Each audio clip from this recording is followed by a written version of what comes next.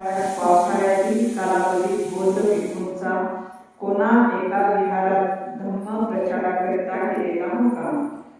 बौद्ध भिक्खू धर्मप्रचारार्थ एका ठिकाणाहून दुसऱ्या ठिकाणी सतत भ्रमण करीत असतात. एका गावात एकच दिवस मुक्काम करायचा, एका गावी 2 भिक्खूंनी जायचे नाही, असाही दंड भिक्खूंसाठी तथागतांनी घालून दिलेला होता. वर्षातील 9 महिने धम्मप्रचारार्थ हा नियम भिक्खूगण काटेकोरपणे पाळत, पण पावसाळ्याच्या दिवसात हे शक्य नसे. आपण पायीच मार्गक्रमण करत असू आणि त्यावेळेस जे भिक्खूगण होते तर त्यांच्याकडे कुठलीही साधन सामुग्री बाळगण्याचा म्हणजे परंतु त्यांना नियम जे बांधून दिलेले होते हे आपण पुढे पाहणार आहोत. कशा काटेकोर नियम होते तर त्यांना वस्तीमध्ये राहायची परवानगी नव्हती. त्यामुळे त्यांना विहारातच राहावं लागायचं आणि ह्या विहारात राहत असताना 3 महिने ते करत असत. धम्माचा अभ्यास करायचे आणि इतरांनाही तो शिकवायचे. म्हणजे आपण गुरु शिष्याचं समजतो तर त्यावेळेस सुद्धा तशा प्रकारे धम्म शिकवण्यात येत असेल. तर ही 3 महिने अशा प्रकारचं कार्य भिक्खूंकडनं होत होतं. आषाढी पौर्णिमेपासून अश्विनी पौर्णिमेपर्यंत म्हणजे 3 महिने हे वर्षावासाचे दिवस असत. या दिवसात सतत पाऊस पडत असतो. पावसाळ्याचा तो अत्युच्च बिंदू असतो. एका गावाहून दुसऱ्या गावी भिक्खूंना प्रवास करून धम्मदेशना देणे, रात्र होईल तेथे एखाद्या विहारात आणि विहार नसेल तेथे एखाद्या झाडाखाली मुक्काम करणे पावसाळ्यात गैरसोयीचे होत असे.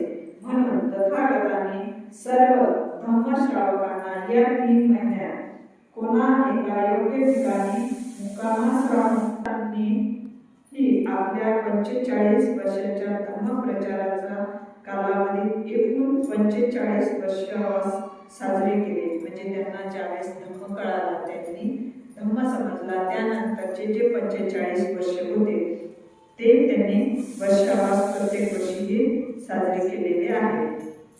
भगवंताने आपल्या जीवनातील पहिला वर्षावास इसिपतनच्या मृगदायवनात सारनाथ येथे संपन्न केला.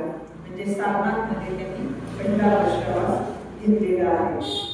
त्यांचा बौद्ध धर्माचा हा पहिला वर्षावास म्हणून हा वर्षावास बौद्ध इतिहासात गणला जातो.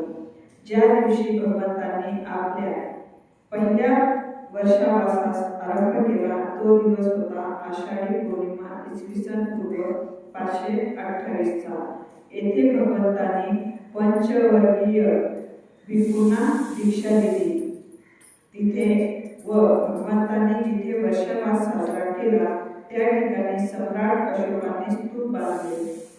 जिथे पंचवर्गीय भिक्खूंचा दीक्षाविधी संपन्न झाला त्या ठिकाणास पुढे धम्मेक स्तूप या नावाने, तर जेथे पहिल्या वर्षावासात तथागतांचे वास्तव्य होते त्या ठिकाणास मूलगंधमुदी असे संबोधतात. आपल्या राज्याभिषेकाच्या 24व्या वर्षी स्थविर उपगुप्त यांच्यासोबत सारनाथ येथे आला व त्याने पंचवर्गीयांना भगवंतांनी जेथे उपदेश दिला तेथे एक स्तूप व त्याच्या शेजारी एक विहार बांधला. या विहाराचे व मूलगंधमुदीचे अवशेष आजही पाहावयास मिळतात. त्याच्या या स्तंभावर चतुर्मुख सिंहशीर्ष म्हणजे सिंहासन मूर्ती, या शीर्षावर एक चक्रही कोरलेले होते. भारत सरकारने राष्ट्रीय चिन्हाच्या रूपात याच्या सिंहशीर्ष स्वीकारले तर राष्ट्रीय ध्वजाच्या मध्यभागी धम्मचक्राला स्थान दिले. हे सिंहशीर्ष सारनाथ येथे संग्रहालयात सुरक्षित ठेवल्याचे आजही पाहावयास मिळते. भगवंतांनी आपला प्रथम वर्षावासास प्रारंभ केला तो दिवस होता आषाढ पौर्णिमा इसवी सन पूर्व 528 चा. हा उत्सव सर्व विश्वामध्ये साजरा केला जातो आणि आता जसं आपण उल्लेख केलेला आहे की सारनाथ या ठिकाणाचा, तर